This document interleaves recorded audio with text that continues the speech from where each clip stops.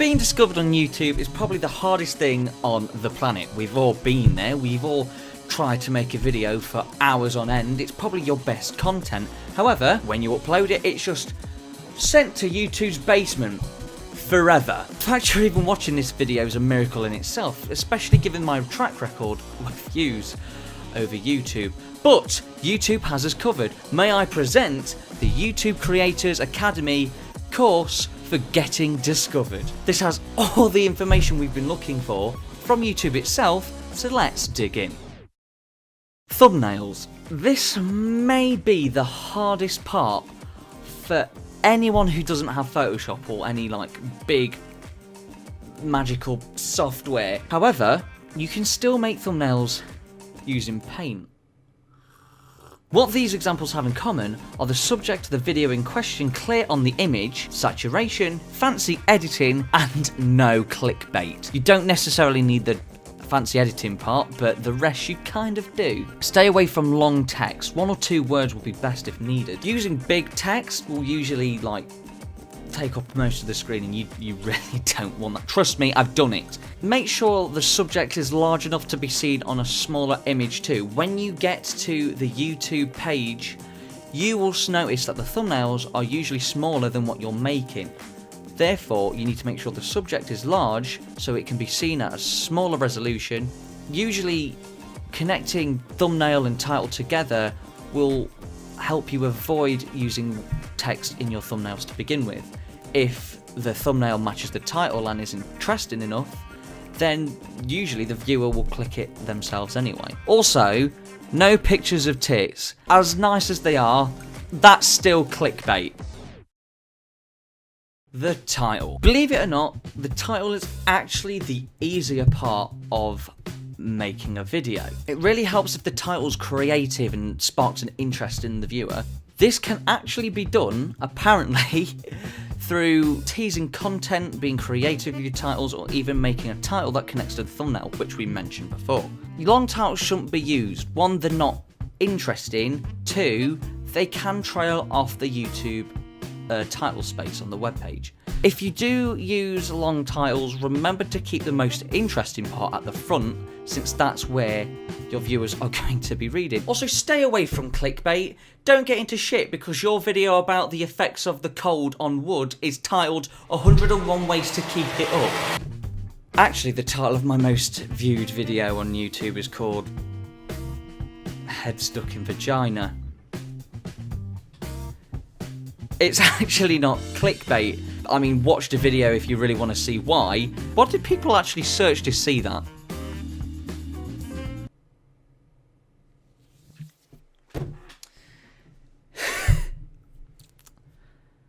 This is what people typed in to see this video.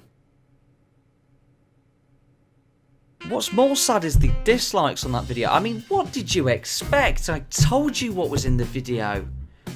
But yeah, don't title your things like that either. It's not good for monetization. Ha! If there were any ads. The description.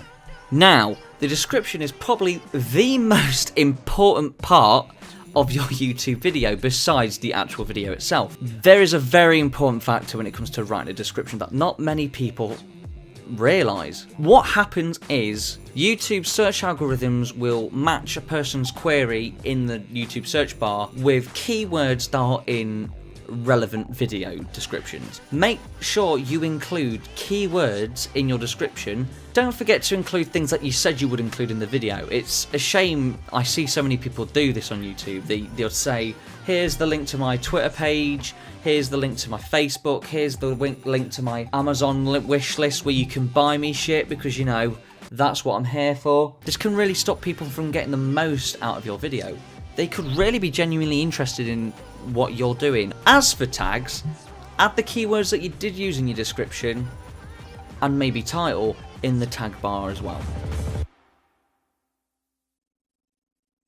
Don't get me wrong, this may or may not work for everyone, especially if your video's not appealing in the first place, which I kind of feel like I know a lot about.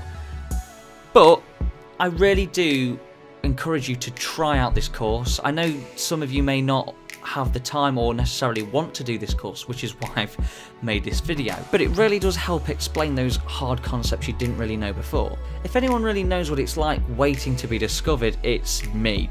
Trust me, I know. Don't get discouraged. Don't give up. If you don't want to do it anymore, obviously give up, but if you really want this to happen, the more you try and the longer you keep at it, you never know what happens. It doesn't work in a day. Rome wasn't built in a day, and neither was YouTube. So keep going. If the possibility of your channel making a difference to people, helping the world, helping someone at home who's got depression, and you feel like you could help them get through that, which I know many people go to YouTube for, do it.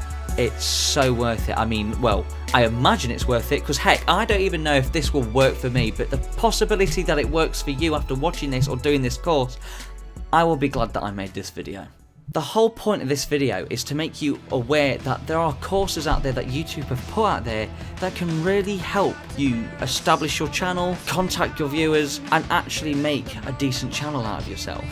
If this has helped and you have enjoyed the video, you found the video, well done. Flick your knob and subscribe and piss off.